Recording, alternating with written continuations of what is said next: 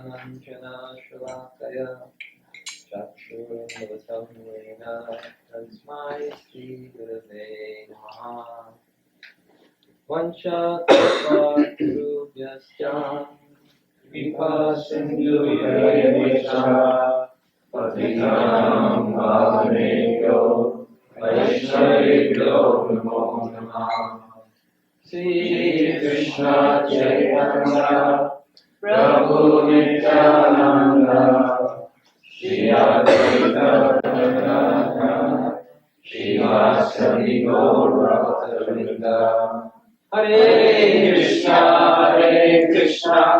Krishna Krishna Hare Hare Hare Rama Rama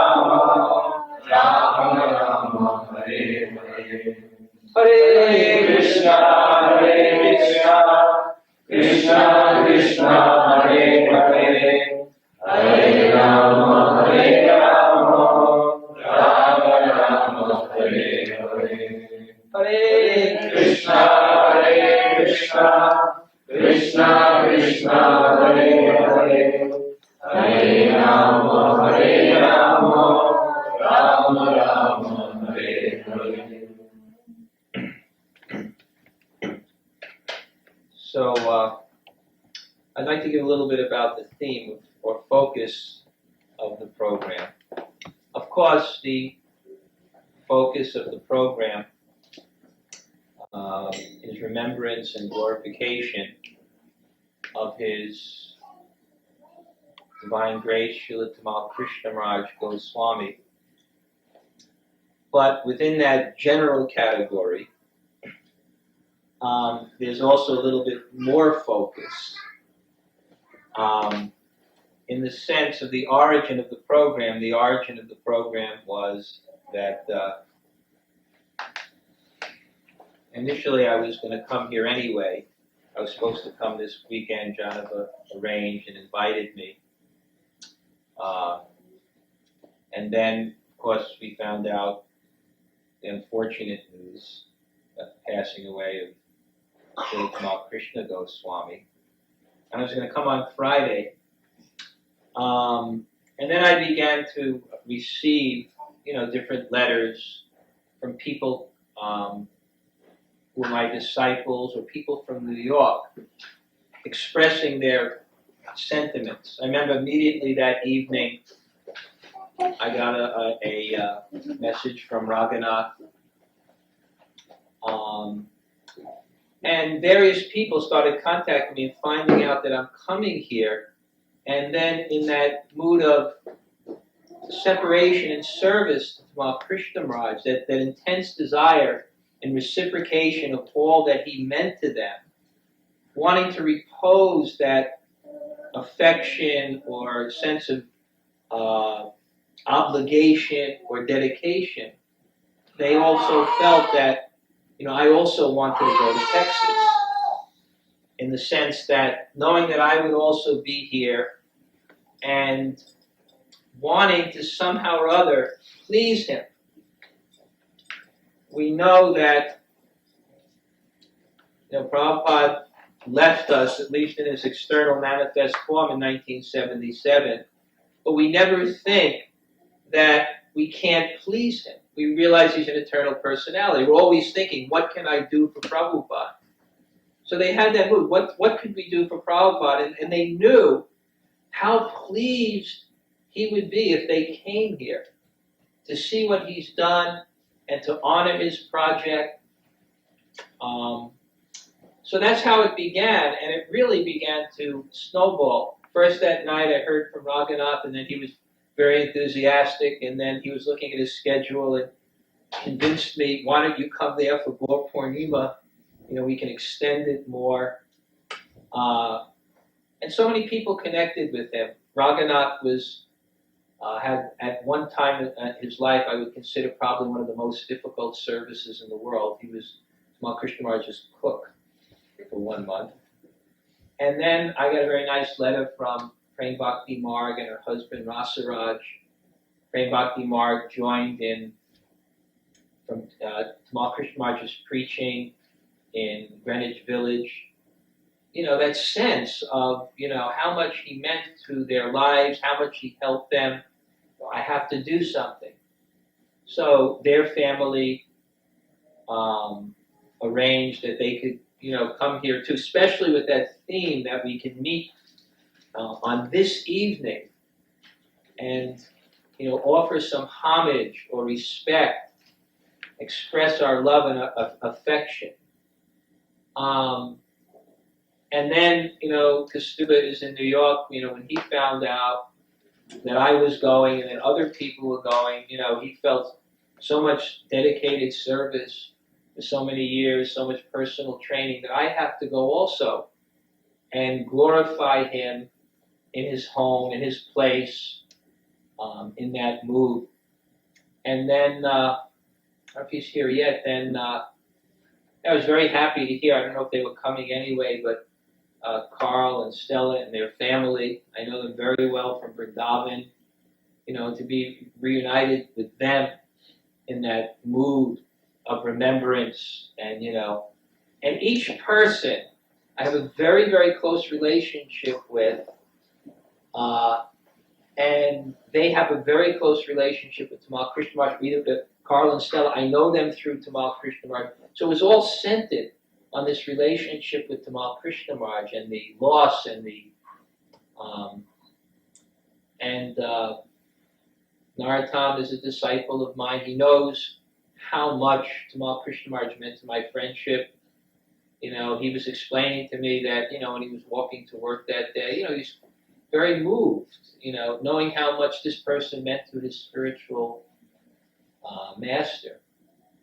And then, of course, Jaini Tai and, Seva Priya are living in Austin, and from the very beginning they were coming, and I spoke to Seva Priya, and to give you an indication how close the relationship of some of my disciples were to Tamal. It was a very, very special thing. I think when you can have a very, very intimate relationship with your Diksha Guru, very intimate, but it may take some time because he has to train you in respect. But somehow, some of my disciples, they weren't his Diksha Guru, and the time they met him at their life in Vrindavan, a lot of them immediately developed very, very intimate relationships. I mean, Janava is hosting the festival. She has such a deep, close, intimate relationship. Tamal Krishna Maharaj is her guru. Prabhupada and Krishna manifesting through him to her. He's trained her. She's so dedicated to him. Actually, Raghunath brought one nice picture of his initiation. And the picture of the initiation is when Janava and Raghunath got initiated. They were my first disciples. Tamal Krishna Maharaj was kind of like my guru. He was my guru for being a guru. So he was sitting there at the time, and I'll tell you, if you see the picture when Raghunath got his beads, the ecstasy, the happiness that was coming through Tamal Krishna Maharaj at the time. Do you have that picture? Yeah. Okay. Where is it? Upstairs? Yeah, that's right here. Okay. Give it to me, I'll kind of show it then. And then at the same initiation, of course, Janava was initiated at that time, and, it was almost like they were also being initiated by him. He was the Acharya, Prabhupada's secretary. So the intimate relationship was so deep. And, Seva Priya, the intimate relationship she had right from the beginning. The intimate relationship she had right from the beginning with Tamal Krishna Maharaj and the loving exchanges with Tamal Krishna Maharaj. And I was with Tamal Krishna Maharaj from February 21st, February 23rd. We're such close friends. And for 3 days, he just dropped everything and we spent time together. He was so much, if she's here, she'll just break down. He was so much wanting, because Seva Priya is an educational administrator, and Tamal Krishna Maharaj is, was working on his future plans. How much he wanted to work with her, and he wrote her such a letter that she received. Did you see that letter? One, and maybe because I left on the 23rd, she may receive that letter March 1st. I remember one of the lines. He said, "Your Krishna consciousness is beautiful." He was received that wonderful letter. Jaini Tai was in India at the time. Kastuba told me he just broke down. And these weren't his initiated disciples, but the affection that they had for him and what he meant for their lives. And they knew the deep, intimate relationship that I had with him. And then Henry, who, Henry to come here, he had sponsored the feast at Alachua. There's 2,000 people, so, he sponsored the whole feast. They were expecting him here. But he was on the phone with Raghunath. Everyone was kind of connected, and Raghunath, I think, told me, I was just with Henry. He was just crying and crying and crying and crying. And then somehow Jaini Tai found out, and every single day on Henry, like a lawyer, on Henry's answering machine was a reason why Henry should go to Texas instead of Alachua.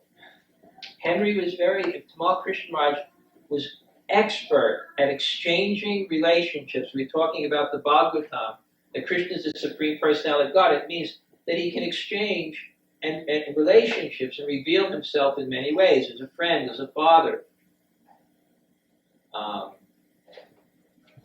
Maybe we can get a seat over here.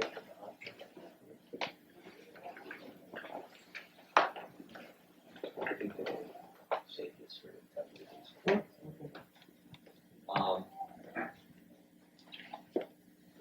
So Henry, visited him 4 or 5 times in Cambridge, and he just knew how to exchange so wonderfully with so many people. And then Prem Bhakti Marg told me, because it was kind of like a theme of people who had this intimate relationship with Tamal Krishna Maharaj from New York and Vrindavan. When I was giving my homage in 26 Second Avenue, I kind of made the point that please excuse me, the people here locally, but it was out of sentiment and madness. I said kind of like Mayapur's place of worship, and Dallas is like his office. Anyway, I said, but New York is his home.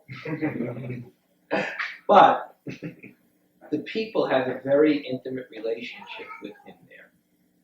And Prem Bhakti Marg, her best friend as she was growing up, she joined with, was a very, very dear disciple of Tamal Krishna Maharaj Gandiva. So she's in Hong Kong, and she wanted to be here in this mood of kind of that flavor of worship, because she also met him in New York. I believe she wrote an offering. Then, this is all snowballing and happening, one person after another, to come to this type of gathering. And then I was upstate New York, and then Mother Kalini was on the phone. And she was brokenhearted, and of course I just suggested her, we're having this program, and she says, I have to come. How else is she gonna, it's spiritual emotion, or any emotion, it has to be released. That's why we dance, because we have spiritual emotion. The guru comes, you pay your obeisances. It has to be released. So people are feeling this emotion. It has to be released. But in releasing it, it also increases it. Like you see guru, and then you pay your obeisances, you're releasing your servitude emotion, but you're also increasing that emotion. So people just felt, I have to release that emotion, Tamal Krishna Maharaj, Mother Kalina would be embarrassed, but he used to tell me, he said, he was so appreciative of her service, he said, Mother Kalini, she already has a eternal relationship with Krishna. Why does she have to go back to the spiritual world? What do you do in the spiritual world? She's milking the cows in the morning and then worshiping Radha Damodar. What would be any different? So he always so much, appreciated So much appreciated. So it was so nice that for the last 3 days, by Tamal Krishna Maharaj's mercy, we could meet here for his pleasure. When we're in 26 Second Avenue, we had such a wonderful program. I mean, it was, in that program,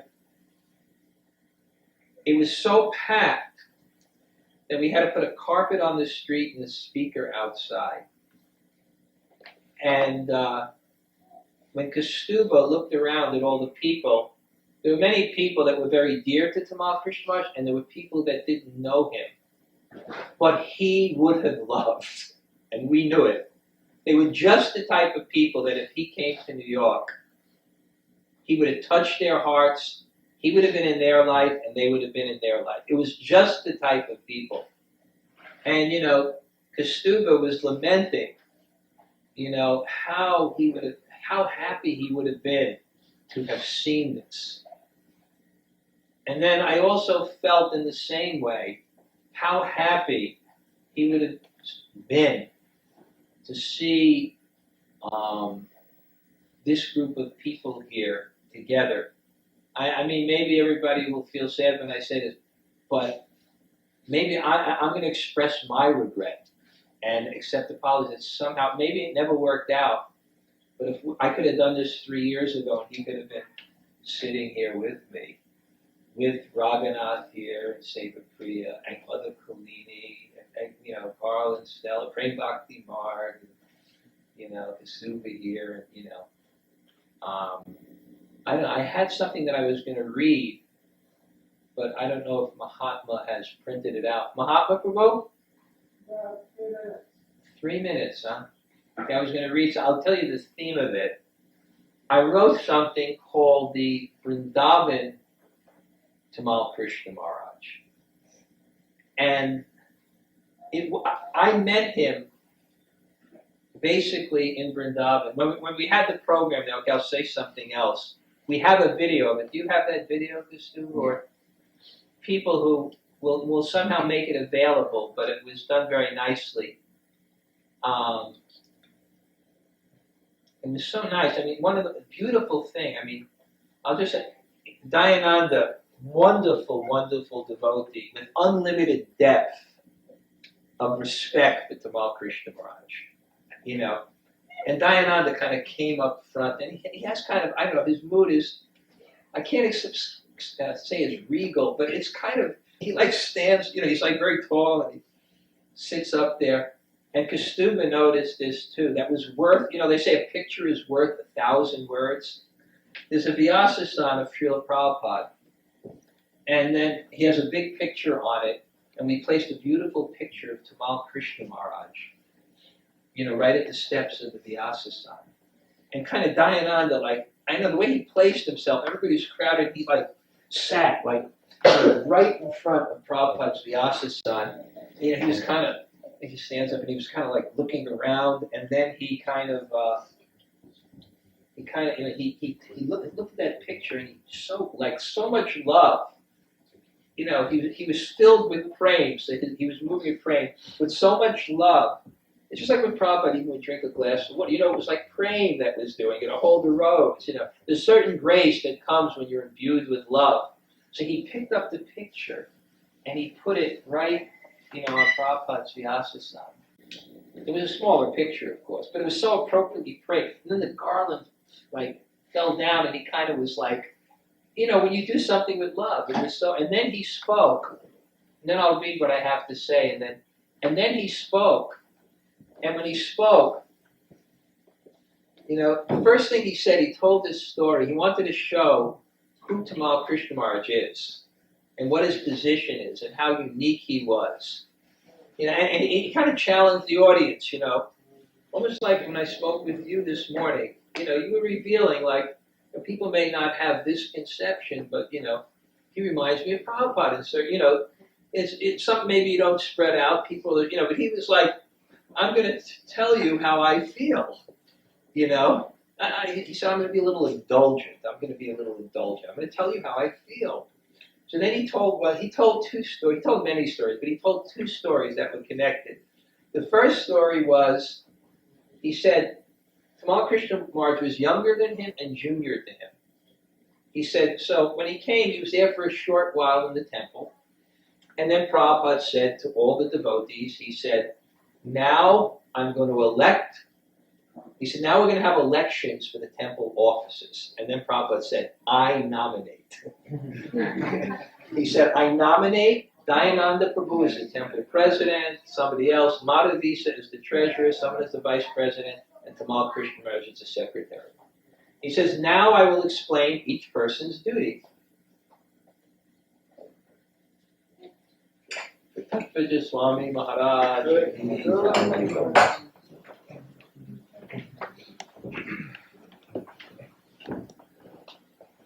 This is your seat.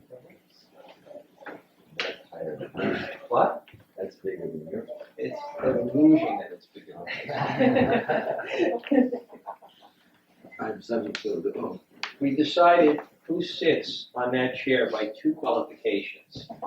Who has more gray hairs and who's more advanced. So, well, your head isn't as long as mine, so you cannot compare that. The advancement's already obvious. you didn't see me yesterday. I go. Hare Krishna Maharaj. Just had a nice introduction. I also explained how you came and what your essential was. So Dayananda said, then Prabhupada said, these are the services.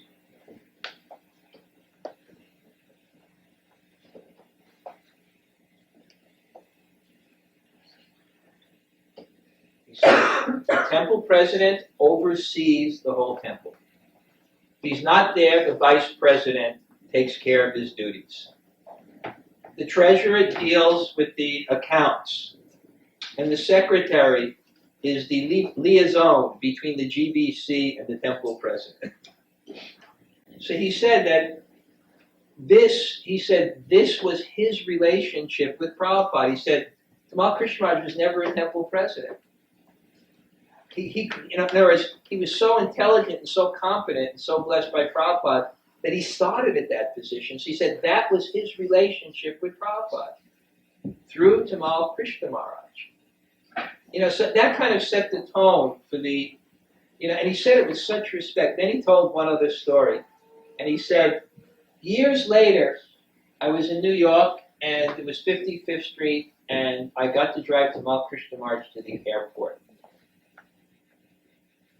So he said I was driving, and Tamal Krishna Maharaj said so affectionately to me, he said, Dayananda, he said, you are like my father. And then they drove, when they got to the airport, and Dayananda stopped the car, Tamal Krishna Maharaj said, Dayananda, go get my bags.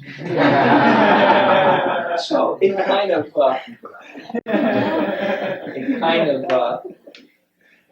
explained the relationship. So he began, and to see such a senior person, the amount of affection, and it wasn't eulogy. Eulogy is when someone leaves, then you say something that's more than what you need. But Dayananda always felt that way. He always had the highest regard. Now, I don't know. I guess before I read this is I think it's a particular order, right? Yeah. Okay, this is when Raghunath, I guess, can you see back there now? Okay, that's the first one when Raghunath took initiation. And if you can actually see how happy Tamal Krishna Maharaj was.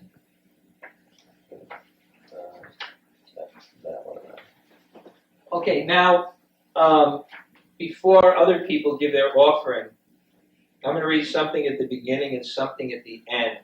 And this is something I wrote. And what I wanted to express, and I think it's apropos, is the kind of relationship I had and the people that are kind of connected to Tamal Krishna Maharaj initially through their friendship with me.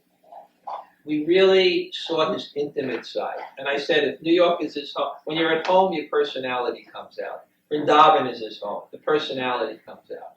So we very intimate relationship. So this is called the Vrindavan Tamal Krishna Maharaj. I'd like to read that. Outside of Vrindavan, one can only know Krishna's position as the creator and maintainer. In Vrindavan, his home, his full personality is revealed. One can know him intimately as friend, parent, or lover. I knew the Vrindavan Tamal Krishna Maharaj, his personal side. Growing up in ISKCON, however, I first knew him only in terms of his position as Srila Prabhupada's personal secretary, one of the first zonal acharyas, the most prominent, influential GBC, and an extremely powerful, respected, and feared leader. In the late 80s, however, Maharaj embarked on a new development in his devotional career, his internal nurturing of spiritual life in Vrindavan. He came there to devote quality time to studying the works of the Goswamis and to chant and hear about Krishna. Since Vrindavan was my home, we became very close friends. I got to know and observe his personality, his ability to reach out and exchange very intimately with people, whether it was with his godbrothers, his disciples, or the many other people he contacted and knew through his outreach preaching. We are missing him dearly for his service as a stalwart general of Srila Prabhupada's mission, but I suspect that it is this side, what I call the Vrindavan Tamal Krishna Maharaj, that many devotees are remembering and missing most. A part he cultivated and developed more and more as his devotional life matured, especially in Vrindavan. When I first contacted Satyaraj after Maharaj left, he lamented that this very personal and intimate side of Tamal Krishna Goswami, which Satyaraj felt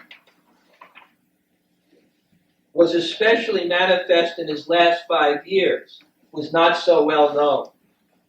He feared that only his awe-inspiring power as a leader would be remembered. But Satyaraj was wrong. The torrent of attachment for Maharaj after his passing is certainly as much a reflection of the intimacy he achieved in his relationships as it is the result of the respect earned by his position. In great separation, we thus remember the Vrindavan Tamal Krishna. So I think we'll see people having that relationship. I think everyone here that I explained, that's how they knew him.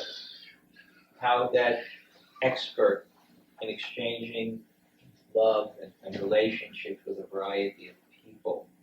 So how should we proceed now? What time is it? It's the 7:15. 7:15. I think Yeah, I think.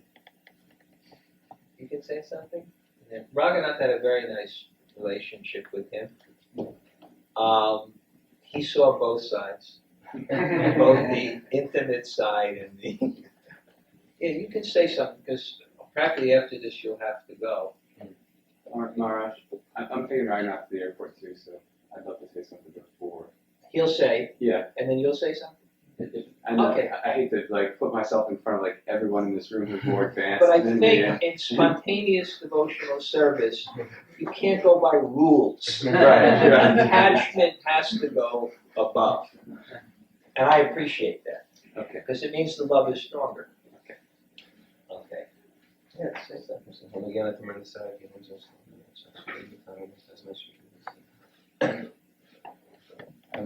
Thank you, Maharaj, for allowing me to speak first, and thank you for all the devotees being here. I want to say, first off, my name is Raghunath, and I've been so far away from Krishna conscious activity and away from the Vaishnavas that even such a horrible passing as Maharaj leaving his body, it's brought so much good in the sense that he dedicated his entire life to serving Krishna. I couldn't think of a more glorious life. I wish my life would be just like his. And even in his passing, it brings all of the Vaishnavas together, and it helped me just come together with the devotees, which I don't do very much. So I feel very fortunate. The Swami Maharaj I first met in 1988, and he always treated me like a nephew, or like a son. And he didn't have to. I was nobody. I was just a bhakta. I met him in Vrindavan. And when I was a new bhakta, I went to Vrindavan immediately. And I took a class for a month with him. And he was just so especially kind to me. I don't know why.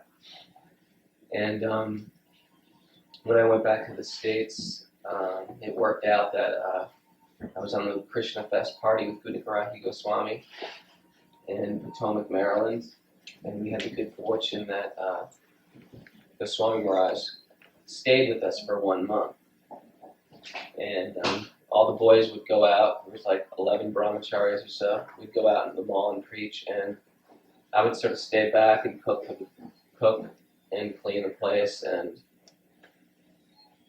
cook dinner for them when they came home. And Tamal Krishna Maharaj was his cook. And I felt very fortunate that he gave me one-on-one cooking instructions with the Prabhupada steamer. And all the ecstasy started from day one. So I got to be his cook, and then after a week or so of training me how to cook exactly how he likes it, and I got to be his servant, making the milk and everything.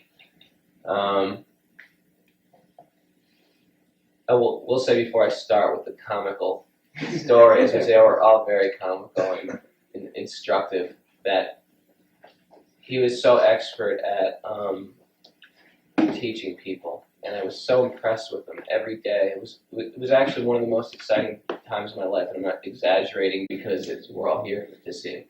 It was actually some of the most exciting time of my life. He was such a dynamic person.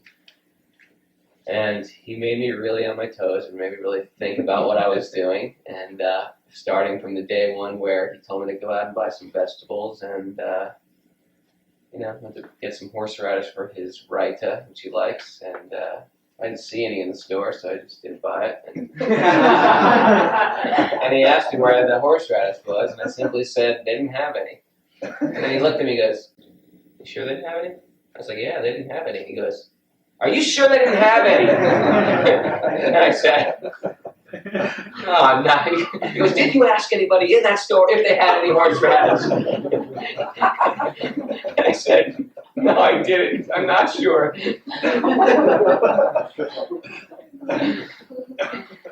He was expert at chastising, I will say, but he was also expert at the next second turning around and going, "You're doing such a great job," and putting his arm around me and making me feel making me feel wonderful after totally dismantling me. And so we started cooking with this Prabhupada steamer, and it was all a science and all had to be perfectly done at the right time. And there was one time in particular that he was telling me, "Okay, now remember, you've got to get the top off the steamer before these vegetables get overcooked. If you overcook the vegetables, you ruin the meal. Now get it off. Now's the time." And there was no pot holder. This whole thing was looking around. He goes, "It's too much time is going by. Take it off." I was like, I'm looking around for that pot holder. He goes, "Dr. Ray, you're going to ruin the whole meal." And I just grabbed it with my hand and threw it in there. And it happened to hit one particular thing that knocked over hundreds of other things. So it was like,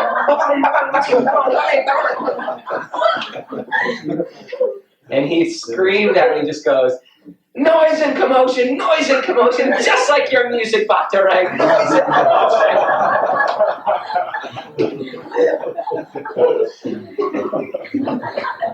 But we laugh at it. In a moment later, we laugh at it. Today, I had another remembrance of a good pastime because the Gujarati style of eating is, after you finish everything, they didn't bring out rice because it's cooling to the stomach. So, a side note to that is, I was always taught to serve that when you just serve prasadam regularly, you generally would serve the rice last because it gets cold very quickly. Not at the end of the meal, but last. You serve dal because it stays warm, and then maybe some other samosas and things. You serve the rice right at the end. So my first day of cooking, started preparing everything, and Guni Maharaj came in while I'm running around the kitchen. He goes, by the way, Goswami Maharaj wants his rice served out at the end of the meal. So in my mind, I'm thinking, yeah, you just serve it at the end. You always serve out rice. But he really wanted it last after everything was eaten. So I was like, yeah, Maharaj, okay, I understand. And then things are almost done. Guni Maharaj comes in again. He goes, by the way, we're going to have to tell you again that Goswami Maharaj wants the rice served out at the end of the meal. And I was like, I know that, Maharaj. I know that's one of the simplest things I know how to do. So I tried to get the chants done. So Goswami Maharaj was in working on a translation of the Brahma Samhita. I was the only, me and Kalki Das, another disciple, were serving out, and Guni Maharaj was chanting his Gayatri, and Goswami Maharaj was about to come out. So we start serving out, and of course I serve out the rice, which I wasn't supposed to. And then Guni Maharaj was chanting his Gayatri, looking at me. And me and Kalki are looking at each other, what does he mean? Maybe we should give him more rice. So give us less rice, give less rice. And then finally Guni Maharaj goes, Goswami Maharaj comes out and goes, what's going on? What? Guni Maharaj, did you tell him to bring the rice out? Didn't you tell him to bring the rice at the end of the meal? He goes, I told him. And he goes, Bhaktivedanta, did he tell you? I go, he didn't tell me that. And he goes, Guni Maharaj, are you lying to me? And he said, I'm not lying. I told Bhaktivedanta twice. He said, Bhaktivedanta, are you calling Guni Maharaj a liar? I go, I'm not calling him a liar. I just don't remember telling him. And then I go, I'll take it back. I'll put it back in the pot. He goes, and Goswami Maharaj goes, you can't put rice back in a pot once it's out of a pot. I go, I'm sorry. And he goes, oh, it's okay. Just get out of here. And when I was totally sitting out and crushed, he comes over to me at the end and goes, you're doing a great job serving out, Bhaktivedanta. And I was just immediately back on my feet again.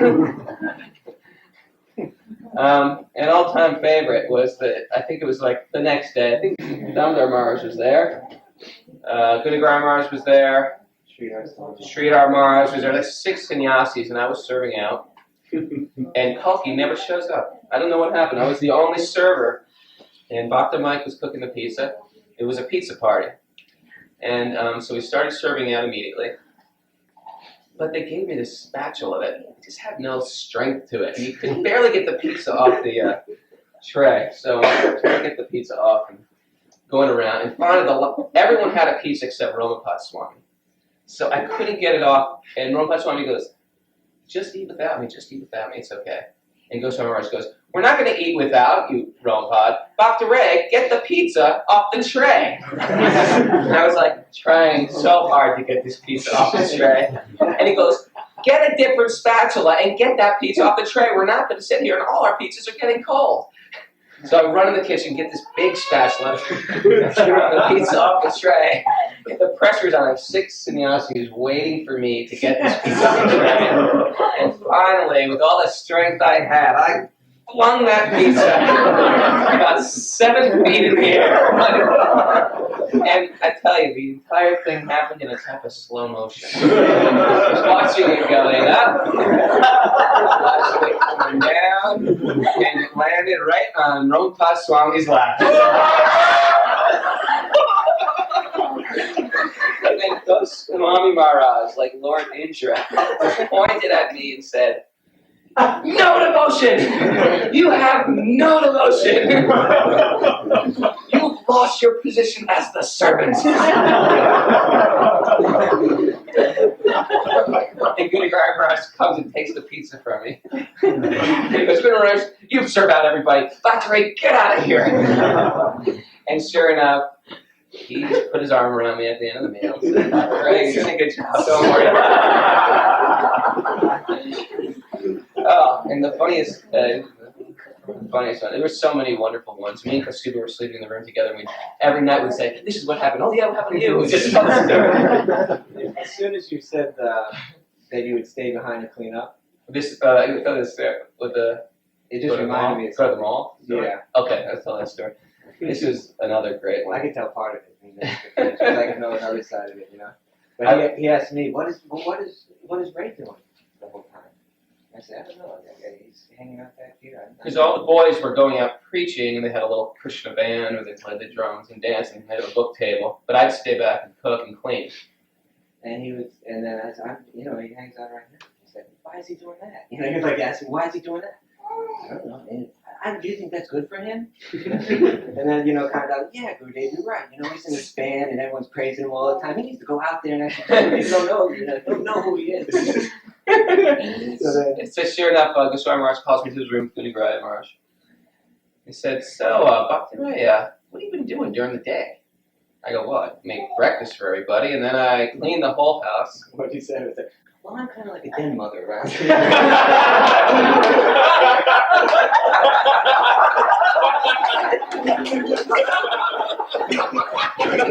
And I clean the house. And then when they come home, I have a prasad. I'm waiting for them. And he goes, well, that's really interesting, but why don't you come out to the mall with the boys and preach? And I was like, well, I know. Truthfully, I've been working all day, Maharaj. He goes, you don't have any time to preach? I was supposed to answer that one. I was like, well, truthfully, Maharaj, I'm working all day. It's not like I'm kicking back here. I'm working all day here. He goes, you're saying you have no time to preach. That's what you're saying. I was like, I'm just saying. And then Guni Maharaj butts in, I just want to say that Bhaktivedanta is doing lots of service. It's not like he's slapping out. He's doing lots of service. And Goswami Maharaj goes, that's not what I'm saying. What I'm saying is, you're in a rock band. I was in a band. You're in a rock band. You think you're a rock star, and you don't want to go out there because your ego is so big that you don't want to get embarrassed by anyone. Is that the truth, Bhaktivedanta? You tell me right now, that's the truth. I was like, don't make me go to the ball. And that's why you and I are going to go out there tomorrow. All right, he goes, you think you got followers? I got a lot more followers than you. I go out there and those people don't know I'm a guru. They don't know anything. They can say anything to me. And he said, you think you got followers? He says, they won't do anything for you. I got disciples all around the world. They'll give their life to me.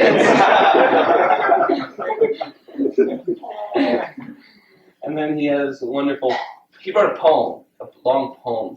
And he's like, he came to me, and here's a big guru moving with thousands of disciples. He came to me, he goes, here's a poem I want you to read. I want you to, if you like it, I want you to put it into one of your songs. And I read it, and I was like, I really like it, but I really don't think it's going to fit. I mean, it was good, but it didn't fit with how I wrote songs. And he goes, well, I think you should try to put it in the songs. I was like, no, the Maharaj, I don't think it's going to fit. And then Kosti was like, it's a pure devotee talking to you. You're not going to put your songs in your song. You're crazy. And so for fun, we did it like as a rap song for fun. And there is actually a famous tape of me, Goswami Maharaj, singing this song at the mall together. I don't know what happened to the cassette, but it was. I remember him giving you lyrics like saying, what's in that hot dog anyway? Yeah, something like, he wrote some. I remember that. I remember Sam Chan Jacob in the Three Wishes today and saying, you should write a song called Fools Rush In or Angels Fear to Tread. And then you can rhyme with something like dead or shot in the head.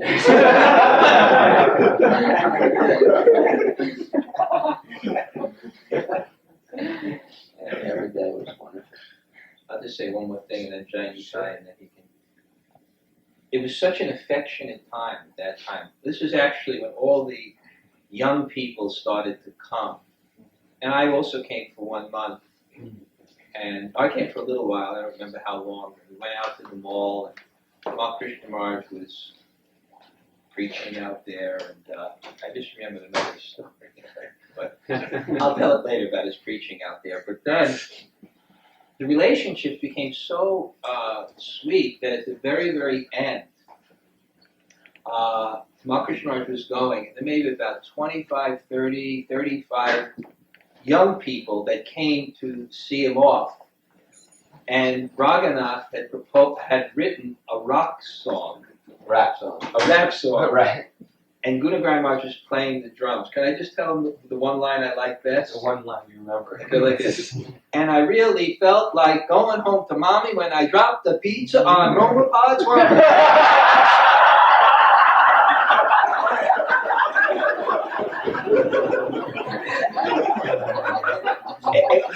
was like,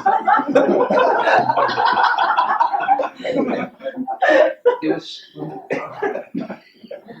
but to see all those young people, maybe now, unless you want to make a concluding remark and then Johnny Ty can say something. Sure. And because it's already like a little after 7. Yeah. We should get going. He should have some time to speak. The story speaks himself. He treated me so wonderfully. He was so kind to me, and that definitely affected my life for the rest of my life. And I'm very honored to be Mr. Vaishnavas. Any role. Johnny Ty, you could say something, and then you can drive Raghunath to the airport. Again, I apologize for like butting in front of everyone else who I feels much more qualified to speak at the beginning, and I don't like going after Raghunath. He's a tough act to follow. But one thing about when I think of Tamal Krishna Maharaj, I always think of his family and the devotees, especially here in Houston, Texas. When I think of, I've been here. I mean, the whole reason why Seva Priya and I live in Texas is because of Tamal Krishna Maharaj. Dhanurdhara Swami told Seva Priya that she should live in Texas and be under the care of Tamal Krishna Maharaj, and so we came to Texas, and I know I've always felt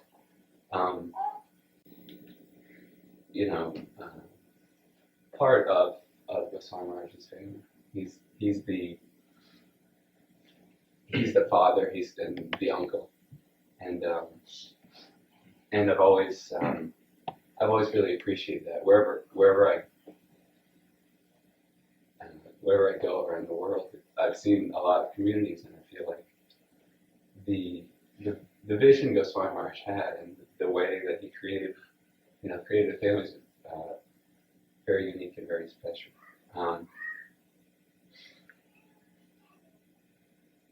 The theme that Dhanurdhara Maharaj was talking about, I really relate to, because even though Tamal Krishna Maharaj is not my mantra guru,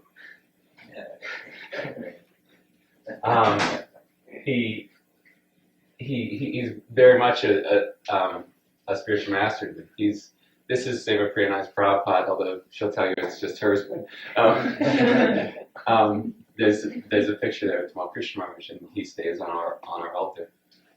I was also with Raghunath and with Maharaj and with Kastuba the spring of 1990. So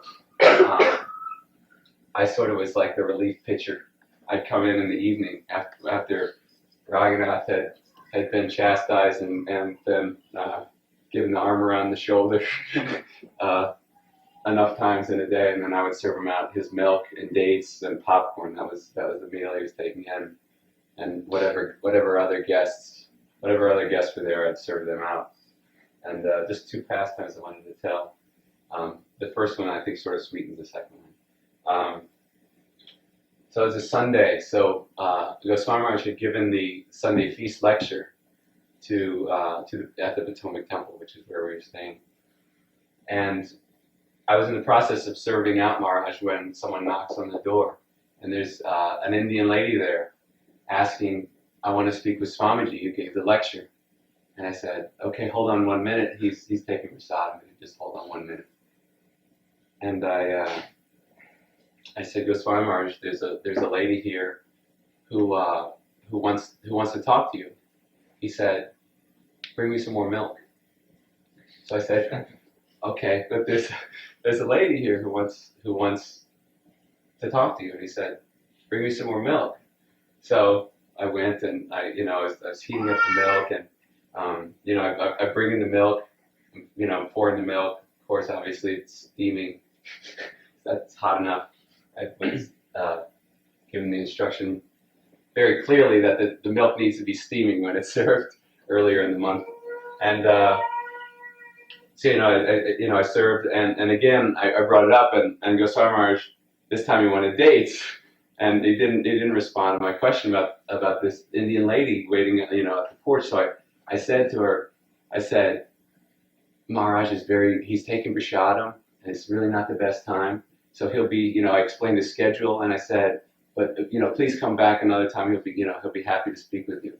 And she said, okay, no problem. I shut the door. So I come in, I bring the dates. Swami Maharaj says, Gunagrai, go talk to that lady and see what she wants. I said, Swami Maharaj, I told her you're taking prasadam. I told her that you were busy, and she left. He's like, she what? You told her what? And like, go find her. So there I am looking for an Indian lady at the Potomac Sunday feast. What an Indian, with a sort of non-bright sari. And I spend about 10 minutes just running around and looking for, I come back, like I looked everywhere. I'm asking, have you seen an Indian lady? Like in complete anxiety, and I come back and I say, I couldn't find her, couldn't find her, goes Swami Maharaj. And that was it,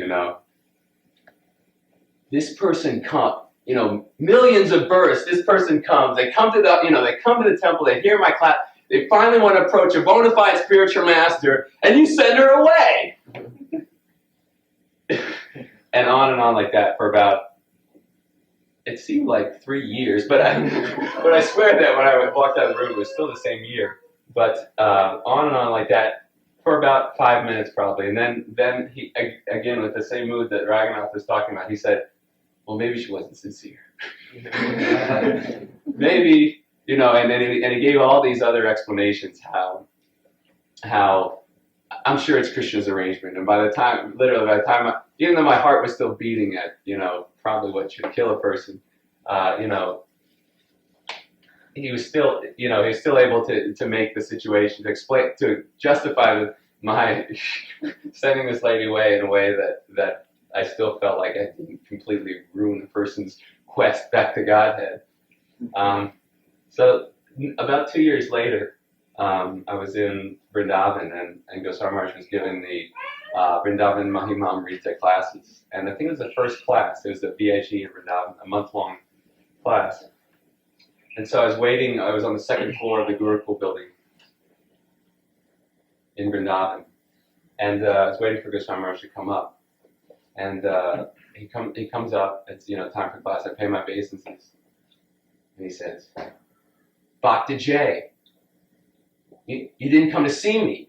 And I'm thinking, with like this history I've had with him, I know, like, I'm thinking, oh my God, someone like was supposed to tell me I'm supposed to go see Goswami Maharaj. Like they spaced it out, like he was waiting, in his room for me. I have this whole idea in my mind, like how I'm disappointed in some way. I'm just waiting to like totally get the sauce. It's like I'm still paying my obeisances in the middle of a bunch of Kalpa Trubhishtra. I get up and I said, Maharaj, I didn't know. No one told me I was supposed to go see you. And Goswami said, no, every time we're in the same place, you should spend time with me. You should come and we should meet, And right then, he set up he said, come, we set up a time for darshan, and he spent, I think, an hour with me, just when he had the rooms there in Vrindavan, and just asking me about my plans, my devotional service, what I've been doing, just, care for my welfare. And I think that was the mood that Maharaj was talking about, that here I am, just like some bhakta that he met, one time, well, I had seen him several times, but still, just some devotee amongst the thousands of devotees that he knew, and he was like very concerned, giving me the instruction that whenever we're in the same place, we should spend time together, and I want to spend time with you and help you, and I felt that was just sort of just very representative of the, even though like Tamal Krishna Maharaj was Tamal Krishna Maharaj, he was Gurudev, he was Goswami Maharaj, he was this huge person in our movement. He always took the time to personally care about the lives of each of the people that he had, even the Lilith association with, he took his personal time to expand that relationship and to and to help foster the devotion of that soul. And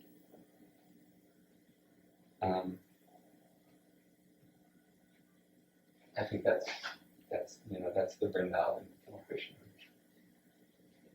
And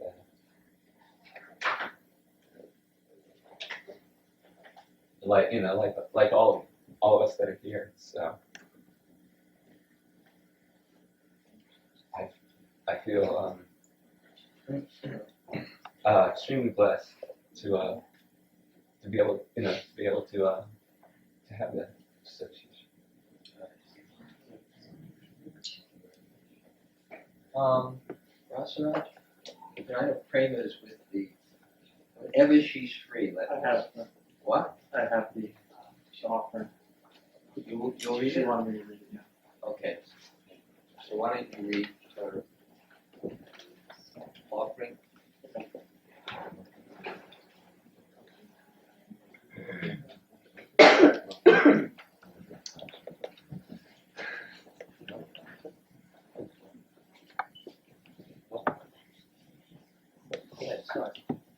I first met Sripad Tamal Krishna Maharaj in 1987 at the Greenwich Village Preaching Center in New York City. Maharaj had been living and preaching in the center for weeks. My best friend, Gabriella, now Gandiva, had been attending all the programs. I had been away in North Carolina and by chance met the New Vrindavan devotees and had spent some time at the Palace of Gold. I had met some extraordinary devotees there and had decided to leave New York and move to New Vrindavan. When I returned to New York to pick up my belongings from my Lower East Side apartment, Gandiva had convinced me to attend the program that Goswami Maharaj was speaking at. I said all right, and we attended that night. Gandiva and I both wore saris, though we were very new to the Krishna Consciousness philosophy. After Maharaj's class, Gandiva leaned over to me and said, "Ask your question." Reluctantly, I raised my hand and asked something. I can't remember the exact question, but it was in regards to the zonal acharya issue and why there was not one initiating guru in this context. My question had nothing to do with the class. As I blurted out the last word, a look of disgust came over Maharaj's face. The room was silent, and about 100 eyes in the room were fixed on me. I had no idea my question was controversial. Goswami Maharaj leaned over to Reminiscence Swami, and they whispered back and forth. Maharaj gave a short reply and said that it didn't relate to the class, and that the nice mood was ruined. He then ended the class. I didn't really think anything of it. I figured, well, I'm going to New Vrindavan anyway. After prasadam was served, Leela Avatar Dasi, who was running the center at the time, came up to me and said that Maharaj wanted to meet with you. I remember not having any fear. I was pretty egotistical and thought, oh, he wants to discuss some more philosophy with me. Boy, was I wrong. When I went into his room and I sat at his feet, after asking me a few questions, Maharaj proceeded to very clearly describe the faults of Kirtananda and his ways to me. At that time, New Vrindavan was just excommunicated from ISKCON, but the robes and interreligious teachings were not visibly manifest. They were just being theoretically introduced. I had no idea what excommunication meant. I was just sentimentally attached to the devotees, particularly Raghunath Swami, who was residing there at the time, and Mother Ladini. He described Kirtananda's dubious tactics of recruitment and money collection. His tone got heavier, and he told me I would wind up soliciting on 42nd Street. He actually said, "You'd look cute on 42nd Street in a monk's robe, wouldn't you?" He told me if I wanted to take shelter of someone, I should take shelter of his advanced godbrother, Satsrup Maharaj. He said Kirtananda was a cheater. He spoke very boldly, not at all diplomatically, which was unusual at the time because although New Vrindavan was excommunicated, it was fairly recent development, and so many ISKCON-affiliated devotees were still serving there. Bhaktivedanta, the New York Temple president at the time's wife, was still serving there. So Maharaj took a lot of risks speaking that way, but he had conviction and sound philosophy to back it up. By the time he was done, about 40 minutes had gone by. I was crying and my head was buried in my hands. He stopped and looked at me and said, "What do you think?" I was crying uncontrollably and blurted out, "I don't know." Maharaj leaned forward and looked me deep in the eyes with a furious look and said, "You don't know? Then you're a mush brain. I don't know why I wasted so much time talking to you. Go. If you want to cry, go to Reminiscence Swami and he can spend all day with you. Go away, and I hope I ruined your prasadam. I left the room, my ego damaged and angry that he had the nerve to talk to me that way. I was crying and told Gandiva I was leaving the center. As I was putting on my shoes, Kalki Das, who was at the time Maharaj's servant, was in the room during my chastisement, ran up to me with a huge grin, eyes wide. He said, "Wow, I never heard Gurudev give someone the sauce like that. He really gave you the mercy." I looked at him with the big, swollen, angry eyes. I had no idea what sauce was, what to speak of mercy. He offered me a small bowl of fruit, and I shook my head no and turned away from him. Not until months later did I realize that he was trying to give me Goswami's remnants. I left the center angrier than ever and walked 10 blocks to my apartment. As I walked, I didn't want to admit to myself that I now had serious doubts about New Vrindavan. Maharaj had cracked my ego and conviction enough that I did go to Ramapad Swami the very next day. I did cry to him, and Ramapad Swami, playing the perfect, quote, good cop, convinced me to stay at the Brooklyn Temple until it became more evident of a long-term status in New Vrindavan. That same day, Leela Avatar Dasi had brought a message from Tamal Krishna Goswami. He said he hoped that I was okay after last night, that he didn't realize that I was such a new devotee. He had hoped to see me again. At that time, I didn't understand the magnitude of what he did for me. A few weeks later, I was sent to Gita Nagari to try and focus on sadhana. I had started reading Sri Prabhupada's books for about 4 hours a day as the philosophy started to sink in, and I came to the realization that Tamal Krishna Maharaj had gone out of his way to steer me from deviance and bring me to Srila Prabhupada. He was acting out of kindness and mercy, not ego. That he cared about me and didn't even know me. I also realized that he was the only devotee in New York at the time who would have spoken so strongly to me and who would have convinced me to doubt the situation at New Vrindavan, to get off the sentimental platform and take shelter on a philosophical platform when I didn't really have any qualification to do so. It was a powerful realization. I wrote to him immediately. At that time, I also began to take shelter of Satsvarup Maharaj and his disciples. When I received Maharaj's reply, he expressed happiness at my situation at Gita Nagari. He said he knew he was taking a risk speaking so strongly, but he felt he had to do it, and he was glad that I had a nice situation. He was my well-wisher and would always be there to help me. He signed the letter, "Your ever well-wisher." From that moment, he truly became my ever well-wisher and was always there to help me. When I decided to take initiation from Satsvarup Maharaj initially, he refused, saying that he didn't want to take more disciples, and I was distraught. Many of the temple devotees and authorities in the Brooklyn Temple tried to convince me to move on and choose someone else. I couldn't, and so I confided to Tamal Krishna Maharaj in a letter my situation. He wrote back the clear instructions that if Satsvarup Maharaj is my guru in my heart, that I should reveal my feelings and hear from and heart to him, that I could wait for him to initiate me or simply not accept formal initiation. I didn't need to choose someone else. His instructions were so direct, clear, and refreshing. I did exactly what he said, and shortly Satsvarup Maharaj wrote me back and said, "I am not stone-hearted, and I understand your feelings in relation to me, and I will initiate you sometime in the future." I was elated, and 4 months later, in May 1989, I was initiated as Prema Bhakti Marg Devi Dasi. Tamal Krishna Goswami visited New York shortly after and initiated my best friend, Gabriela, who became Gandiva Devi Dasi, and also Kastuba, and a few others. He was so happy that I was initiated, and he told me that he liked my name. Maharaj was always so free with his advice. I always appreciated how he accepted our relationship as it was. He wasn't trying to put pressure on me or our relationship. I always felt comfortable with him and felt he understood me without many words ever needing to be said. What an amazing feeling in this often duplicated world. For years after that, I had such a sweet association with Maharaj in New York. He loved preaching there and would often remark it was the best preaching in the world. Sometimes he wanted to call me at our 22nd Avenue apartment and ask a favor, as he would call it, to pick up a disciple or arrange a program for him. And he would comment how he loved to be there and hear the background noises of New York, and how it was so alive and ripe for preaching. I remember the hours Maharaj would spend with us chanting with Vishnu Raktadas and the Harinam party at 42nd Street subway station. Gandiva and I manned the book table, and Maharaj stopped chanting and stood up. There was maybe 100 people staring at us in the subway, and Gandiva and I were basically waiting for interested people to approach. He said, "Watch this," and went into the crowd. He approached people which seemed to be in a very calculated fashion and sent them to the book table. These tough New Yorkers clad in business suits or trendy attire seemed to fall in line for a moment. They happily walked over to the table. Gadiva and I just looked at each other stunned and distributed as many books and tapes as we could. Another time he came with us on the Harinam flatbed truck. Again, Gadiva and I were at the book table. Maharaj left the truck after an hour or so and grabbed some books and said, "Let me show you something." He stopped a man walking by, put the book in his hand, began talking to him. I can't remember his exact approach, but it was friendly yet direct. He continued this for about 20 minutes or so and then told us to always have the people hold the book so they'll make advancement. Gadiva and I felt so inspired. We went on for about 3 or 4 hours, stopping people and distributing books while Maharaj looked on. When we returned to the temple that evening, Maharaj was happily chatting with everyone from the party. He particularly liked Vishnu Rathadas chanting, which he said could melt the hard hearts of New Yorkers. He turned to me and said, "If you were a brahmachari, I'd tap you with my danda." He was so appreciative of our attempts to try to preach and serve Radha Govinda. I remember being able to do little things for Maharaj, like bake muffins.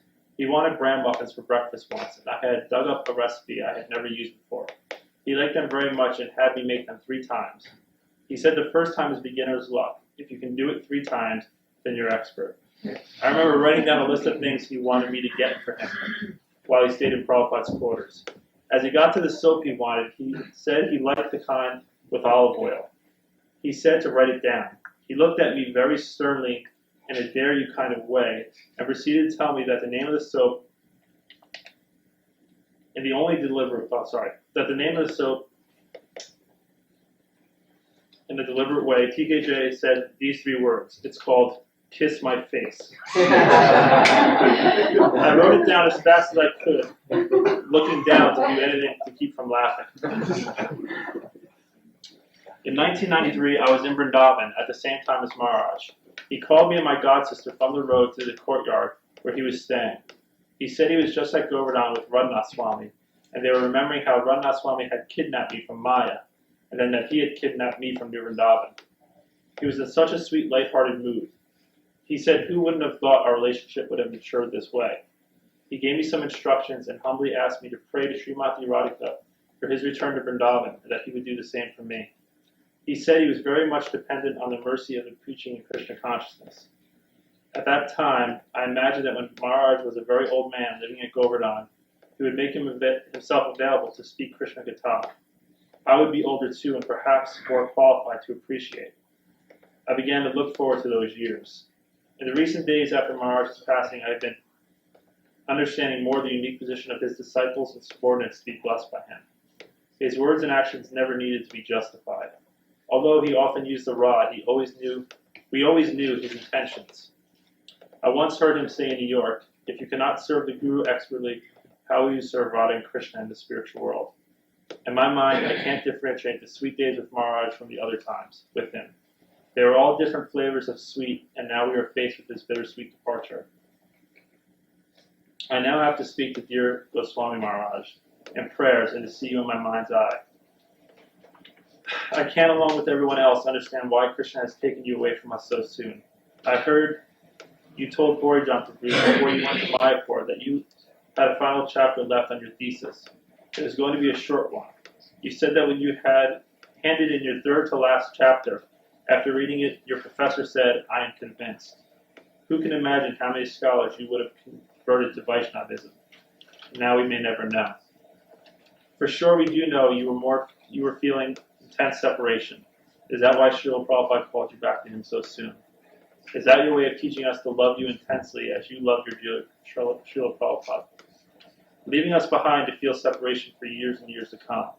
Is this your way of teaching us to love perfectly as you love your spiritual master and as the Brijvasis love Krishna?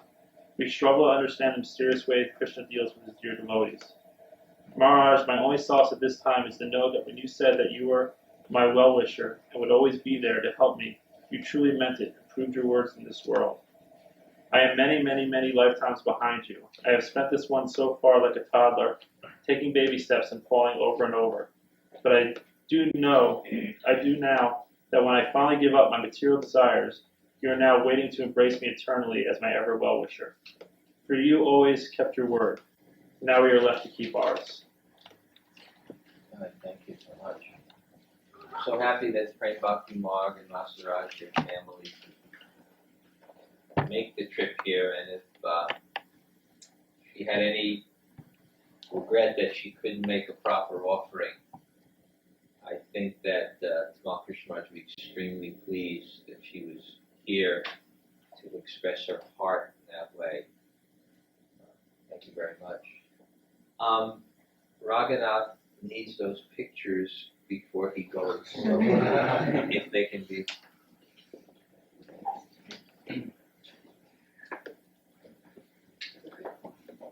Glory to the Vaishnavas.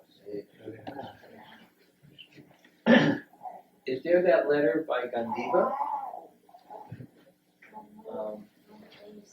What's that? Mother Kalina said she was She evaded. Is she here now? Okay.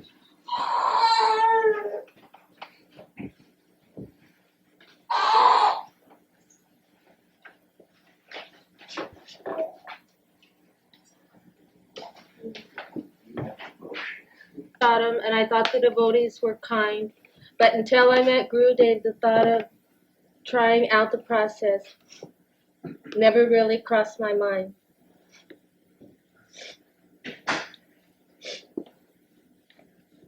When he started speaking, it was like a light went on in my head. It was so logical, so sensible. He had so much passion and conviction. It all became so attractive. He was so personal. Before I met him, I felt invisible, but he took notice. Simple things like if I wore a sari, he'd say, "Oh, what's your name, Gabriella? You look nice. You should wear that all the time, or at least when you come here." Or he'd ask us to learn a verse from Bhagavad Gita one night. And he'd test us the next day and give us Gita Nagari Burfi as a prize. He told me to try not to eat grains cooked outside, which meant I'd have to move into the temple. And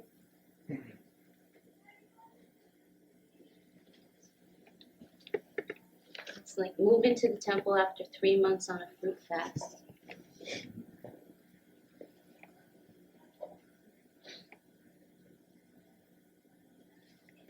I can't remember so clearly, but I think one night when he was leaving New York the next day, I stayed behind. I just wanted to be around, and he asked who was still here, and suddenly Madhava Priya pushed me in, and the next thing I knew, I was having my first darshan. Nandi Mukhi and Ladini Shakti were there, and vaguely the conversation was something like, "What are you planning to do with the rest of your life?" And I was like, I don't know. No plans, really. I was in school, working, but totally aimless. I think I said something about how I was wasting my time in school and I'd like to work in the Gurukul. And he said that that's an idea. You can arrange to go to Gita Nagari. Talk to Leela Avatar. He told me I could write to him, and that was it. I knew he was my guru even before I knew what a guru was, or who he really was.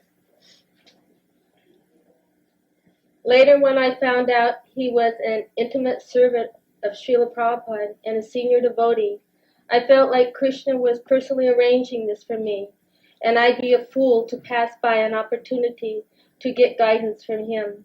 So I started writing to him about everything, and he so expertly pulled me along in little baby steps.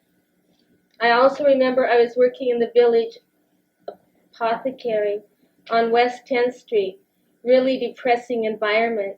It was just about it's just about the time AIDS was hitting the gay community, and most of our clients were dying.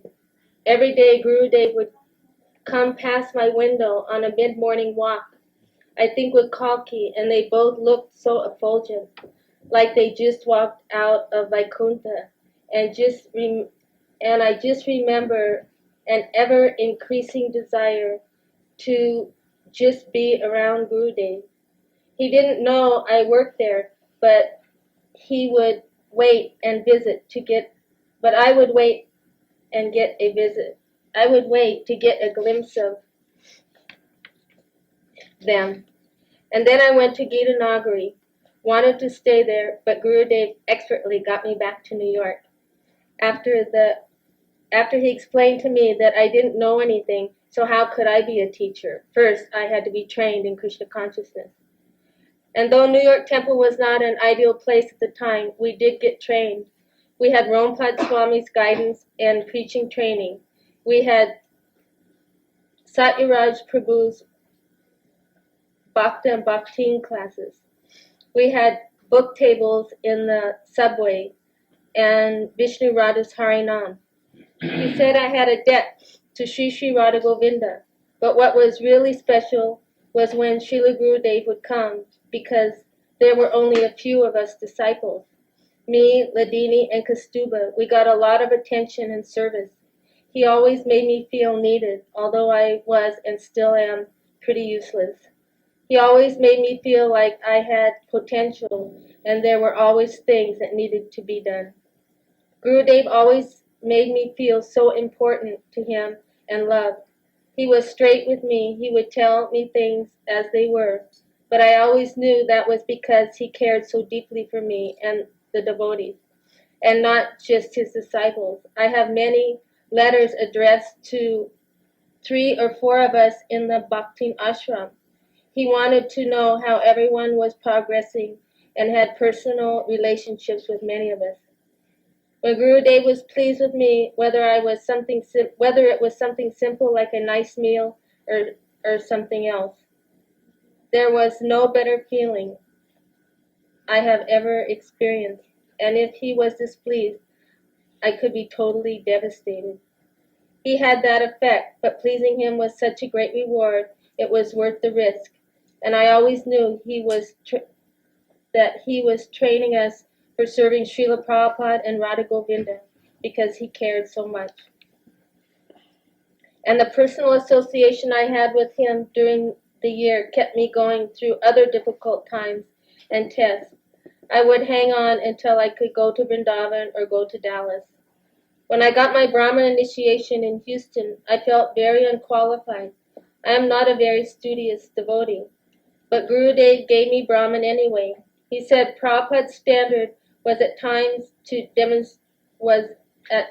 demonstrate steadiness in service. I remember when he was supposed to give me Gayatri mantra in my ear. He didn't. He told me, don't worry about that, I can do that later. Now I want to talk to you about our relationship.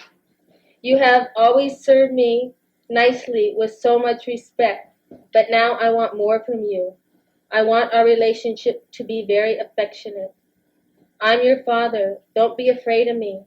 I want you to go back to Goloka Vrindavan, not Vaikuntha. I have a picture. I was really blown away by that. And our relationship did change some after that.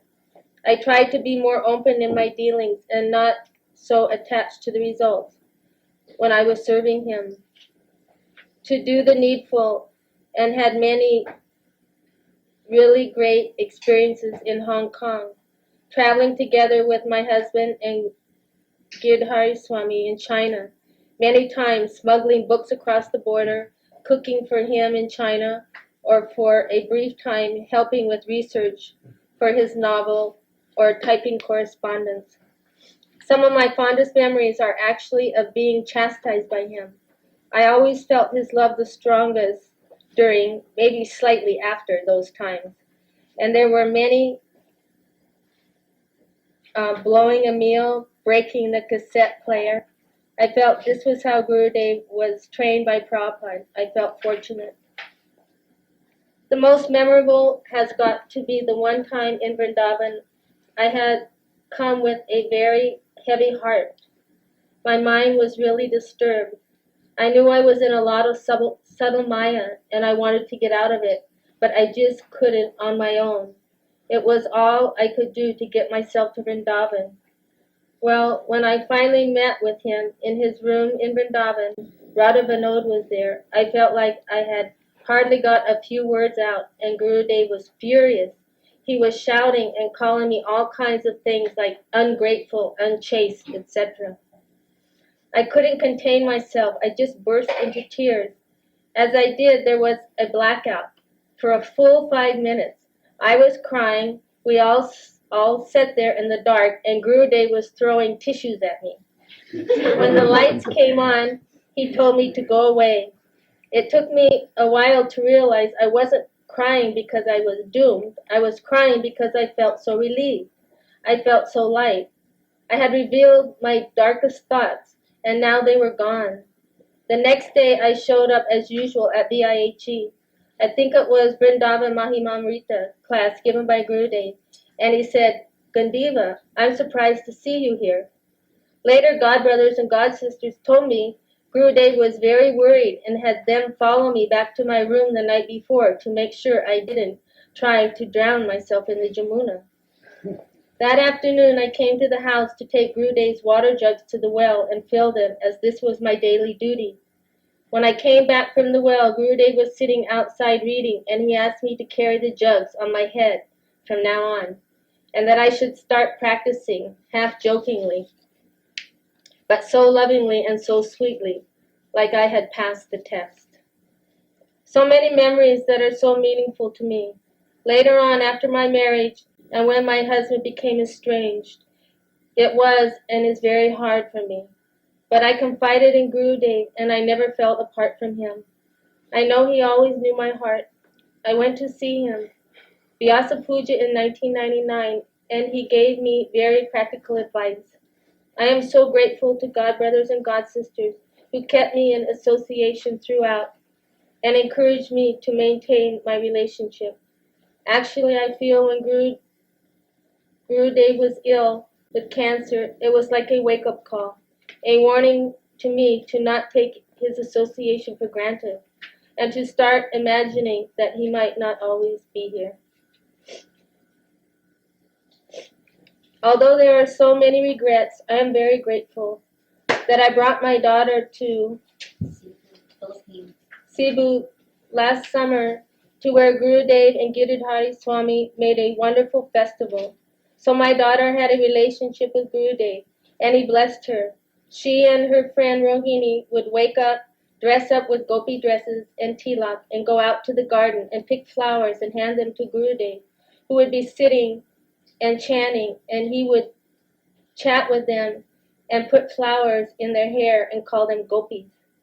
He kept telling me she would be fine because he knew in my heart, that I was worried about her. And Rohini's mother, Shamarani, was the last devotee here in Hong Kong to be initiated by Srila Gurudev.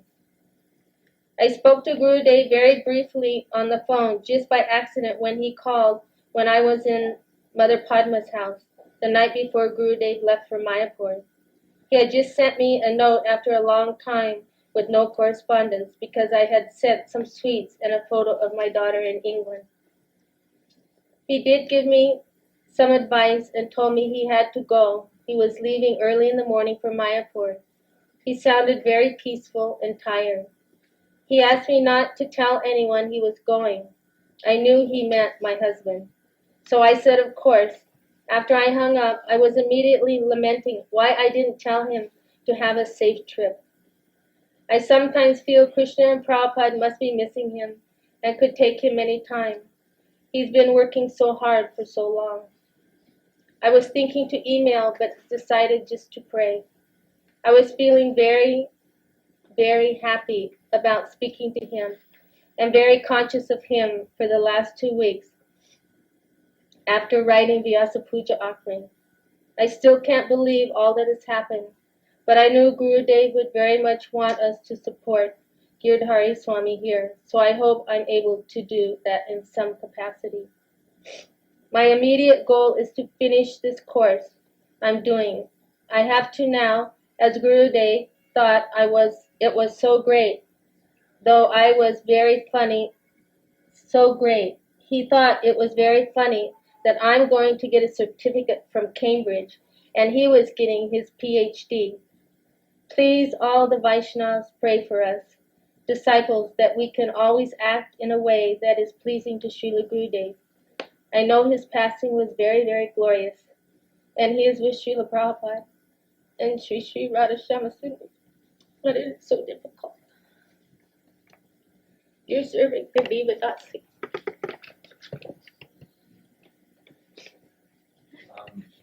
I'm really very grateful that Eva could share with us her very, very deep, sincere devotion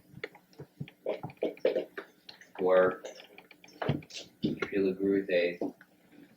And Prem Bhakti Marg, if you call her, or please really thank her deeply from the Vaishnavas here. Actually, I was in Vrindavan at that time, and I remember how, I don't know exactly what was going on, but I know that Gurudev was drawing the line, and I really saw that he had a rare capacity to. It's a type of love that I love you so much that I'm not going to let you do wrong.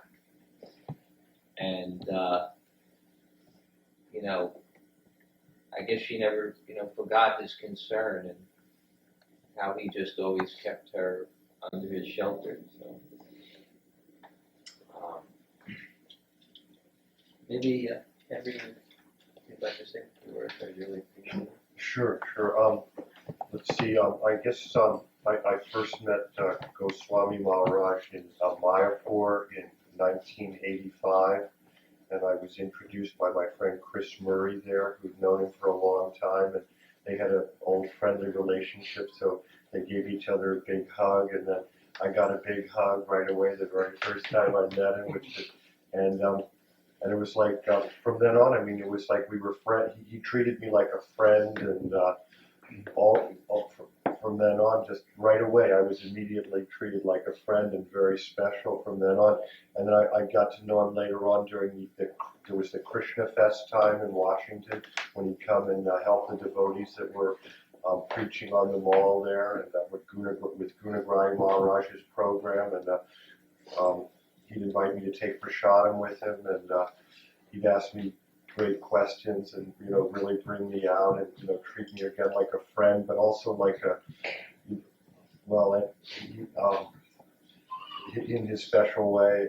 And then later, I had the really good fortune that he came to stay in my home in Washington, and one time he actually stayed for 5 days in my home, and it was really the most wonderful time. I can say a little bit about that. Henry was calling me like every day. He was so nervous. I've known Henry for about almost 20 years. I don't know how many years now. And he's a great host. He goes way overboard when he hosts somebody. But this one was the challenge of all challenges. He didn't know about that. He was calling me a lot. Mark, Goswami's coming. What am I going to do? Well, somehow I pulled it together, and I managed to really please him, and he just totally praised me for being a good host, and he made me just feel very, very special, very, very special, which was his special skill that he had, and those times were wonderful, and then the best times I think were later. Just in the last few years, where I got to visit him in Cambridge, he had just a wonderful house there, and he was just entertaining so beautifully. And I got to bring a couple of my friends there on there were 5 different occasions actually where I went to visit him there, and 4 of them were just I went for lunch, and 2 of them I got to bring friends, and the friends that didn't really know much about Krishna consciousness were devotees, but they were very high-class people, and they could immediately appreciate when they met him that this was something very special. And then I got to bring my youngest nephew, who'd never met any devotees before, last summer to see him, and that was the last time we were together. And he just really impressed my youngest nephew, who had no concept of anything spiritual before that, and my youngest nephew's still asking about him. But the best time in Cambridge was when I went, and I spent a night there with him, and I visited his temple room that he had there. It was the most beautiful small temple room that he had. It was a tiny room, but there was a full-size Srila Prabhupada Murti and I was just amazed at how perfectly dressed it was. It was just a perfect Paka little temple room, and the beautiful pictures of the holy Dham on the wall, and his Gaurnitai deities that he had there were so beautiful. I've never seen ones where I could really just tell the facial expressions between Nityananda and Chaitanya. You could tell right away who was who. I mean, you could tell they'd been worshipped so well that they were just coming right out. And the best of all was this incredible Tulsi plant, the most perfect Tulsi plant I've ever seen. In England, where there's no sun. Yeah, right there in England, the hardest place for it to raise a tropical plant. And then and I got to sit there with him, and through his morning program, and then he was personally the best part of all was watching him personally take care of that Tulsi plant, because he just had this technique. He would go around with his hands and just trim off all the bad things, the dead leaves, and he just had so much love for that Tulsi plant, and I think that was my best moment with him, was just sitting there watching him love his Tulsi plant, and I'll always remember that. That was the most wonderful time. Hare Krishna.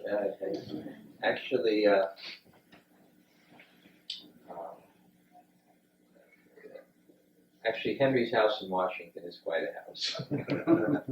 Jamuna actually stayed there quite a while with Dina Tarani when they were writing the cookbook. And it was actually a very amazing phenomenon, because when I first went to Henry's house, it's in the embassy section of Washington. There's many bedrooms, and they have all those pictures on the wall of such and such the fifth, and I don't know, Uncle Admiral Byrd, and it was all these things. But then when I went back after a few years, Jamuna started his house had 7 bedrooms, but she started in some section of the house, and then gradually, the whole house was becoming a temple. And then I went, and there was no furniture anymore in the living room. There was Bana Bihari and all these pictures, and then we had that wonderful 20th anniversary. Yeah. And Henry is an expert host, and he was able to host Tamal Krishna Maharaj. And one thing that Kastuba, in his offering, and Kastuba can speak for hours, but he said one thing. He said, Srila Gurudev was an aristocrat. And I know from visiting Henry at that function of Bana Bihari, some of the friends that were actually coming to, what is that, Sanford Jewett, yeah. Yeah, I mean, these men are very, and Henry could feel comfortable to bring anyone to Tamal Krishna Maharaj. Absolutely, yeah. His class, his devotion, his aristocracy, his ability to relate was, unparalleled. And he touched Henry's heart in a very, very deep way. And that's why I told you, before you came, I was explaining how each person came, the messages on your answering service, and that, you were going to Alachua, and how, in little ways, he was able to touch so many people's hearts by his friendship and his ability to relate. Just one thing also about that Tulsi plant, that also astounded me, because I'm all over America. It doesn't matter from the tropical part or thing. Most of the Tulsis are dying, except in Houston and Dallas. But most of the Tulsis, you go to a place that have Giriraj, if you can get a dry Tulsi leaf, you're lucky. And you say, people think it's not possible to grow Tulsi or something. But I walked in this little temple room. Now it's in Oxford. It's the same temple room, but it's just, and it's like this Tulsi is as big as a tree. I mean, I've never seen anything. And, Green as you can get. Green as you can get. And what he told me is, and I saw, so I said, how do you grow this? He said, okay, you don't water it only once a month, and then, you turn it, to the light, and you have to get this particular light of such and such, and he was giving so many details, and he had all the servants do it, but then he said to me, but only I picked the Tulsis. And then he was explaining how you pick the Tulsis, this one on the bottom, and this, and the middle one, he's a whole elaborate thing, his ability to focus on whatever he's doing. A devotee is expert, and he certainly was the most expert. And I also was so impressed with that Tulsi. you know. And his worship there was very nice, because Henry and myself, we would, because Reminiscence Swami. When I was there the last time, I was there in February, on my way to India, on the way back, and he told me, personally he told me that there's no person that he feels as comfortable with as Reminiscence Swami. You know, he was expressing so much affection for him.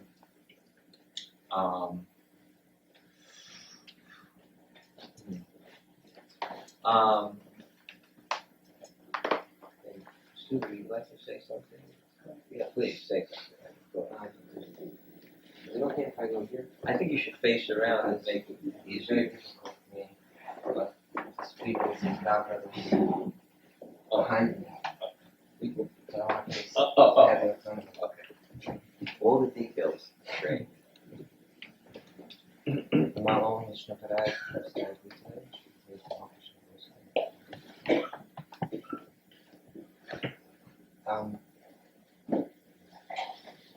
Since this happened, I feel like that I've been thrust into the most spiritually significant event, and not just an event because it's an ongoing thing, but the most spiritually significant part of my life. And I've had in my, I don't know if I have any final realizations about it, but I have this experience of this wonder of how multifaceted this is, because in some sense it's been the most horrible thing.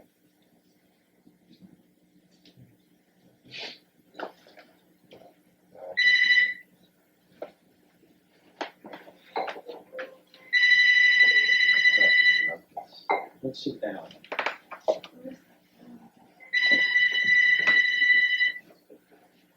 You sit down. In some ways, it's certainly been the most horrible time of my life. And sometimes I'm just walking down the street and I burst into tears, or in a grocery store. And but at other times, it's been like the most uplifting, ecstatic times, thinking about him, glorifying him, being around devotees that know him and reveal different things about him.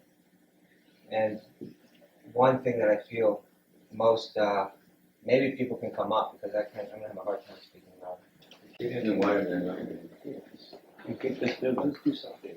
And if everyone could move up and be still, you can relish it. Yeah.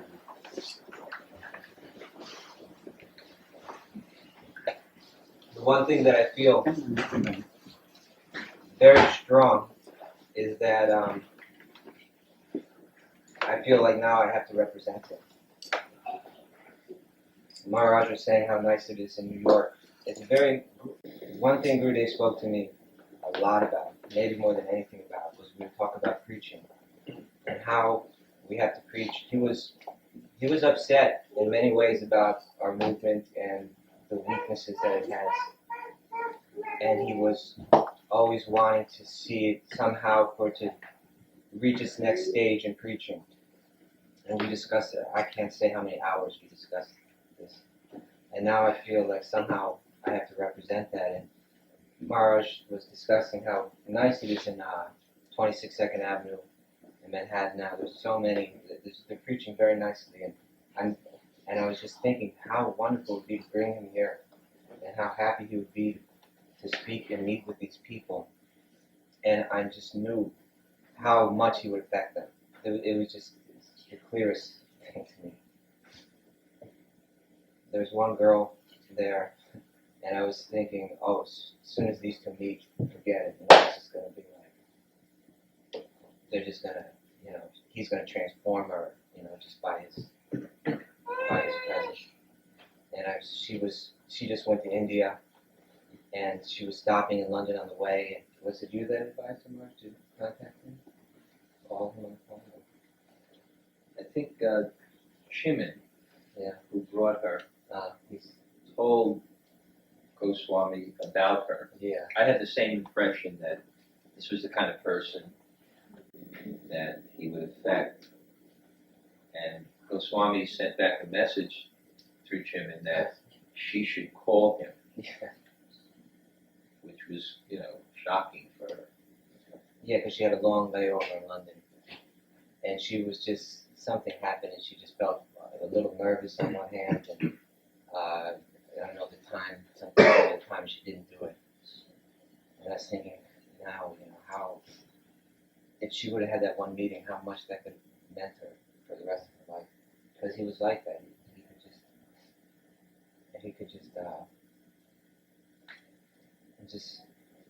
He had an ability to pull someone's heart towards Krishna, to really change people's lives. So I really feel there now, I feel like I should try to find my small way to represent him there. I feel that more than I've ever felt in my life. And I hope we all feel that way. Because in some ways it seems like it's so difficult to see him as powerful. I always saw somehow that his vision would eventually, again, begin to direct the movement in new directions, bring it to another level. So now we all have to try to take what we learned from him and use that. That's what we're going to do. I guess I could speak about how I met him. That'd be nice. When I met him at the same time as playing Bhakti Marg in Diva. And this was I first met him. I had some friends that were into Krishna Consciousness. One of them had lived in the temple and then moved out, and others were getting involved in it. And these were, some people here know, these were like the most, tough city, urban street kids you would ever meet in your life. I mean, these were like really Famous serious characters. and feared. They were like legends of the Lower East Side. And one day, I met a friend. It was like evening, I remember. It was in the winter. It was probably January 1987. And I said, so what's happening tonight? It was a Friday night. And he said, well, there's a program at Crazy Dave's apartment. As opposed to Dave. Yeah, I wasn't Crazy Dave, was Regular day. And he said, you see, I had been reading the books at that time, because we used to have all kinds of spiritual conversations in our own way. And I was reading Prabhupada's books, and basically I agreed with everything that Prabhupada said. And so I was developing this faith, but at the same time I couldn't see myself actually taking this up. And I had met devotees and stuff, but it wasn't happening. So he said, yeah, there's a program, the Hare Krishna program at Crazy Dave's tonight. He said, you gonna go? And I said, I don't think so. And he said, well, you get a free meal, you get, why not? Yeah, because we're all vegetarians. And so I went to his apartment. His apartment was on Clinton Street on the Lower East Side, which is like, if anyone knows, Manhattan's like the continuation of Avenue C below Houston Street. And in those days, like Avenue C stood for crack because it was like a very dangerous neighborhood. It was the most crack-infested neighborhood in New York at the time. It was like a really bad Puerto Rican ghetto. And so I went into the room, which I'd been into many times in the past, but somehow it was much cleaner than it had ever been before. So I was seeing, like how his effect, now I understand how his effect precedes him and follows him. And it was very clean. The dog was like locked in the pit bull was like locked in the other room. And they took like a milk carton and clipped it down and put a few flowers in it. And so I was, okay, ready to see what was going to happen. And then he arrived. And he walked into the room. And then my friends were like down on the ground, bowing down and like taking off his shoes. And this was like I was like, what is this? And then he sat down, and Kirtan began to speak. But then as soon as he began to speak, I understood why this was such a, why the place was clean, why everyone was on the ground. It was like, and he gave a very nice class. And then that night I said, okay, this is it. I'm accept. And I don't remember so much about the class, I just remember the theme was that you can take something material and if you engage in Krishna service, it becomes spiritual, like a magic wand, he said. And then he told the person taping and said, you can call this the magic wand tape. And then they served that prasadam. And I just remember they had Briar's peach ice cream. And he just kept saying, give him more, give him more, give him more. But that day I accepted, it was that night that just, from then on, I was chanting 60 rounds and I accepted it completely. And then that was January. So he came back to New York and stayed there for maybe 2 or 3 months in the late spring and summer. And I believe that's when he was writing the Prabhupada Anjalila at that time. And he was living in what then was called the Greenwich Village Preaching Center. And he was giving class there at least 2 times a week. And also often he was giving the Sunday Feast class in the Brooklyn Temple. And so that's when I knew, this person was very significant. I was just going to every class.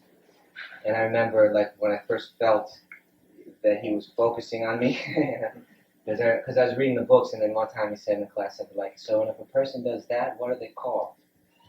And then, I just, how Prabhupada says if someone, they're a madman. So I said, madman. And he goes, yes. And then he like, who was that? And then I was like, because all I had to do was say that, and I could, I'm sure a million things went in and said, okay, this person's reading books, this person, and that was it. He focused on me. And I just attended all those classes, and at that time I said, this person is my guru. And I remember the first time I really spoke with him, this was in the Sunday Feast of the Brooklyn Temple, and he was staying in what was, I guess, I don't know what it is now, but it became the Prabhupada Museum. And it's kind of like, to get in there, it's kind of like a dark little pathway. And I was with Kalki, and Kalki had this keychain with about 40 keys on it. And then he said, we're waiting for him to arrive, we're going to open up the door for him and let him in. And then Kalki said, I got to go get something here, take the keys. If he comes, let him in. And then he left. And then, of course, he came at that time. And, I could feel that he accepted me as his, I accepted him as my guru, and he accepted me as his disciple. And even though we'd never even spoken to each other. And he said, okay, open the door. And I, how was I going to figure this one out? There's all these keys, maybe it was 8 keys, but it was seemed like a lot of keys, and then maybe 2 locks. So I started, and he goes, let's have some management here. So anyway, I got the door open. But at that time, I felt that, we were eternally connected. And, many things struck me about him. Of course, my realizations weren't very deep philosophically at all. It was kind of rather simple how I accepted him. I saw that this is the person that was closest to Srila Prabhupada, so I wanted to be connected to him. And, but so many things would strike you about him. And now I think about all those things, and it's just that more on this sentimental level. But he was just such a beautiful person that everything he did was just very, very special. And even all the small things, like the way that he walked. You could just watch him walk. Nobody, your heart would. Or the way that he would eat. When he would embrace you, he smelled beautiful. He had very nice fragrance. Even if anyone washed his clothes always smelled nice. And